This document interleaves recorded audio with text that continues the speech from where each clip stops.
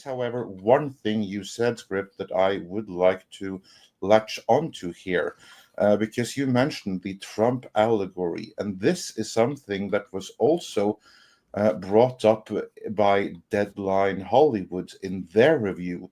This is written by Dominic Patton, and for those who recall our videos from around the election time, this is the same guy who is a hyper-partisan and who, on the eve of the election, declared the Orange Man the loser and all of his proxies. So according to the guy who wrote this review, the losers of the 2024 election were Trump, Elon Musk, RFK, and basically everyone in that corner. They were huge, huge losers, and the real winners were, of course, the billionaires and everything on Kamala's side. So that's where this guy stands.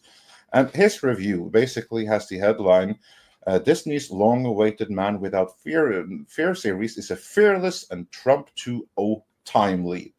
And later on, he really brings this about. He has comments like, with the City Hall aspiring kingpin promising 5 borough voters to keep our streets safe, to grab absolute power to abuse for riches, there's a lot of MAGA here, as well as a lot of bullshit. Absolute bullshit. No, yeah, Kingpin ran for mayor in the comic books.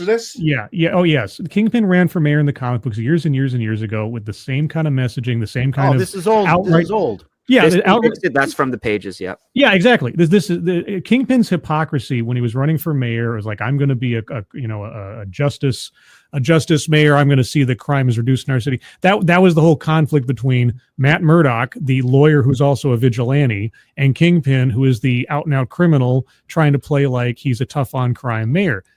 You can try to stretch this, but you're not going to win for anybody who knows the source material. Thus far, they haven't crossed any. As far as I can tell, and I listen because I'm keyed into this stuff too, but I didn't hear anything that wasn't something that I wouldn't have read in the comic books 20 years ago. So no, that's nonsense. Mm-hmm. What's the term? Not convert. He's not transference. That's not the word. I'm trying to think of what the word. Projecting or something. Projection. Yeah. This is projection bullshit. Yeah, this is. That's what I was thinking. That this guy, he's reading something that isn't necessarily there into it. Oh, he's not reading it. He's purposely I'm sure the guy knows. Yeah, he's embellishing it deliberately. Yeah. Yes. Just don't get me wrong. The blue hat is definitely a nod to that, but he's making a mountain out of a molehill here. I mean, there's nothing wrong with saying, okay, yeah, why wouldn't a campaign guy have a colored hat to represent himself? I mean, didn't what was it? Not John McCain. Dean Edwards, that Edwards guy who got booted out of the election. John Edwards. Didn't he have like blue and white hats that he was throwing out something at the time? Yeah. Like it's a standard thing. The only part about the mayoral thing that I found either prescient or just commentary was the fact that this is all taking place during a recall election of the current mayor. And I'm like, wow, given what's happened in New York the last year or so, that's interesting timing. Other than that, recall elections more of a California thing than anything else. Yeah. Well, Eric Adams in New York literally is been under fire for a year. But anyway, that's beside the point. No, all of this setup is straight from the comic books. Nothing is inherently commentary on Trump. Like I say, you could mangle this to fit any particular current narrative or past narrative you want. But so far, I haven't seen anything that wasn't already established in the comic books. And it just goes to show just how common a theme this kind of thing is in both real life and elsewise, that you can have something like this happen. Say, oh, well, that's obviously a Trump allegory. Well, that's obviously a Bush allegory. On and on and on. Yeah. And the thing is, comic books were never written like Wuthering Heights. No, they were fictiony things. Criminal. Tells the populace, I've changed, I've turned a page, I'm going to become a mayor and a good person, and then somehow they get subtext in comic book dialogue. That's right, with little the circular thought bubbles, right? Yeah. So the thing is, comic books have always been very black and white and silly and pulpy, and you would get something like this without any kind of difficulty at all. So Yeah. Again, this person is one knows thing what he's doing. The one thing I wanted to bring up, though, is that as the series goes, I'm curious because a lot of the storyline and themes from the original Born Again comics already happened in season 3 of Daredevil. Yeah. I mean, the imagery, the costuming, Fisk trying to clean his image for it to be Citizen Fisk and so on. That all kind of already happened in season 3. So as things go on, I'm curious to see, okay, is this just The Force Awakens for Disney and Netflix Daredevil, where they're taking the exact same storyline and beats and just rehashing them in a slightly different way? Or is it going to significantly and meaningfully advance the characters as things proceed? Because unlike Paul's rule about TV characters, they can never change. Daredevil, over the course of the 3 seasons, has changed, probably for the worse in some cases. Eventually, he comes kind of back to square one, but always with a little bit more darker edge to him. I don't know. You can't include season 3 of Daredevil. It wasn't very good.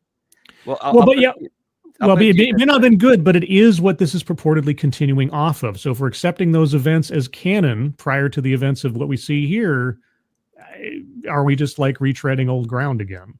No, I think it's going through escalation because the Born Again is not necessarily a direct reference to the comic book series, which was done in season 3. Mm-hmm. It's done more allegorically because, again, Matt Murdock has given up Daredevil. Yeah. So the whole story is like he is coming back to Daredevil, which has been a repeated aspect that Matt Murdock has been doing for every season of the show. So that the Born Again is basically saying like he is going to be reborn as the devil of Hell's Kitchen by the end of this series. That is clearly what the implication is of this title. Well, I hope it's sooner than that. Well, if they're, I mean, again, season one, I mean, time to get that Daredevil costume. In season 2 went really quick to abandon it. Same with season 3. So yeah, but we're not. I mean, as a viewer, I'm not going to stand for him not kicking ass at least once a show. I think you will, but not always in costume, and that's fine. Yeah, It'll be interesting to see what happens. Did he kill those 2 cops at the end of episode 2? Yeah, because it looked like it, didn't it? It looked like it, but you also hear heartbeats. Like you have to pay attention to the audio because no. I'm just asking. But I will say this: with regards to the cop subplot, they are actually addressing something interesting, and that is when an evil entity takes a good idea and tries to make it its own. And that's what these corrupt cops are doing because there's a shot of a certain tattoo that is shown. Which and I'm the thing wary about.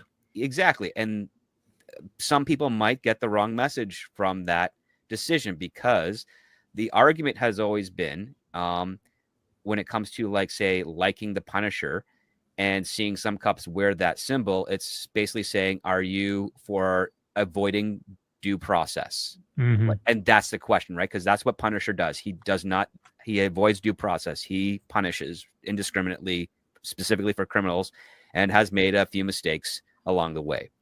Do we really want law enforcement to have that attitude? You think these are law enforcement vigilantes? Oh, it's a Star Chamber. It's a Star Chamber deal. Yeah. Yeah. Oh. Like, these are corrupt cops who are taking an ideology and trying to make it their own at the expense of the very ideology that is also the burden on Frank Castle. So they're not working for Vanessa. I don't know. I think they're on their own at this point. No, it'd be great if they were. Yeah. That'd be a cool twist. But right now, I think this would be weird. Yeah. No, but at least adds layers. Yeah.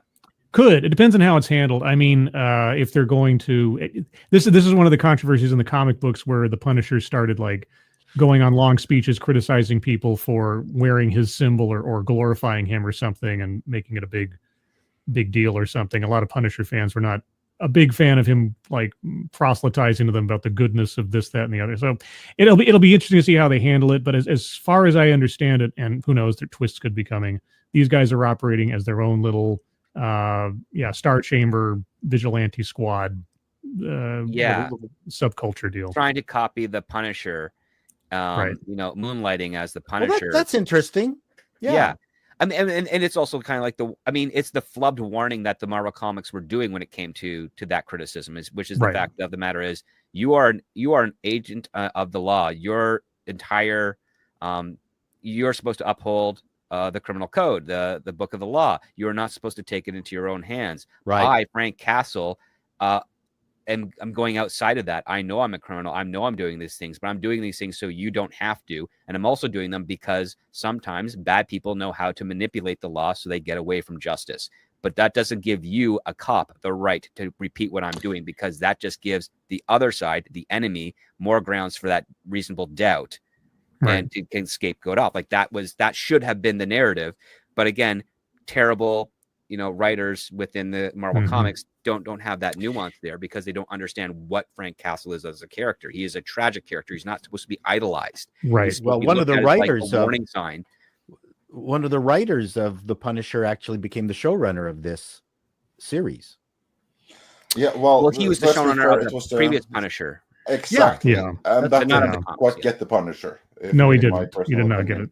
The other thing, too, that's an interesting conflict about the whole thing is that you have a city in the setting that has, up to relatively recently, celebrated and venerated their vigilantes. And now you have a criminal mayor who is anti-vigilante, who is for police and law and order and everything. And then you have Daredevil, you've got White Tiger, you've got the Punisher, and then you have these cops doing Spider-Man. And he talks about Spider-Man. Yep. Yeah, but so these cops are doing what? Nothing effectively different, at least in intent, than the Punisher or Daredevil or anybody else. So how does Daredevil square that circle morally? That'll be an interesting thing, especially when he has the mayor who is against the very guys he just beat up in a way. Yes. So it is very, like I say, I'm looking forward to seeing how they play out these moral conundrums. The problem is that if you set up such nuanced and interesting moral conundrums, if you don't hit the landing on the narration for them and the resolution, it's all going to fall apart by the end. So I hope there's not any kind of Brady Bunch 30-minute ending by the close of this, where they just kind of do a 2-minute wheel of morality from Animaniacs. Exactly. What did we learn today? Anyway, yeah, I think what we need to do is get Falcon to talk to dress down a bunch of white politicians. Yeah. Tell them all to do better. That's exactly. Do better, Mayor Fisk. And we need to do better at getting through some of these super chats. Whoa, there's a segue. And, there you go, segue. Yeah, and referencing an earlier point that was made here, 32 flavors of Nick Weiser says for $5, script is right about Vanessa. Many forget she is more a people person than Wilson, so of course she plays the game well, not identity politics at play. This clip was taken from Midnight's Edge in the Morning, which streams live every Monday, Wednesday and Friday at 9 a.m. Pacific Time on the Midnight's Edge main channel. There, you can send in your live questions and comments before clips and full stream replays are uploaded to Midnight's Edge live archives. We are also on Twitter, Rumble, Odyssey and Facebook, so smash that like, help share, subscribe and join us.